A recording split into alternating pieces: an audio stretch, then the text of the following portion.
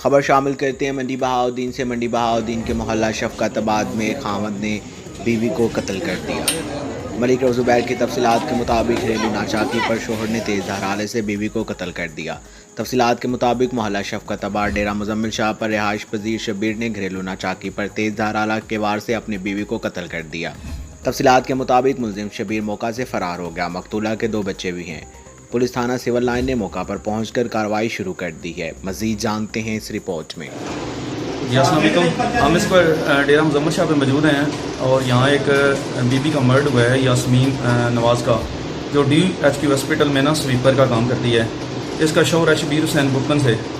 तो उसके और इसके दरमियान काफ़ी अरसे से नाचाकी चल रही थी, तो आज उसने इसका तेज़ धार से ना मर्डर कर दिया है। बाकी हम मौके पर मौजूद हैं और कार्रवाई पुलिस जो है वो मुकम्मल हो रही है। जी 8 साल हो गए ने शादी की, मियाँ खर्चा नहीं देंदा, मियाँ आप सीरी आई एक मंदी है अस्पताल विच लग गई आई। आखदा ही वा तू खर्चा मेन दे, आखे मेरा अबू बीमार है, मैं अपनी निक्की बहन है ओदा जेज बनाना है, मैं पैसा तेन नहीं देना, तेन खर्चा नहीं देंदा। खर्चे की वजह वास्ते अस्पताल लग गई आई ते आप पट्ठे दा मियाँ पांदा है ते आप शादी की अपनी पसंद की शादियां ते की होया आज वाकया? अज वाकया दा मैं अपने घर सुती पई हाँ, मेरा पोतरा है वो आख रहा नानू उठे ना होता, नानू उठे ना होता।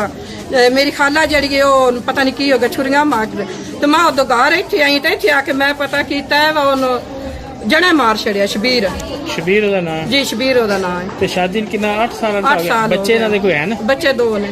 2 बच्चे, ठीक।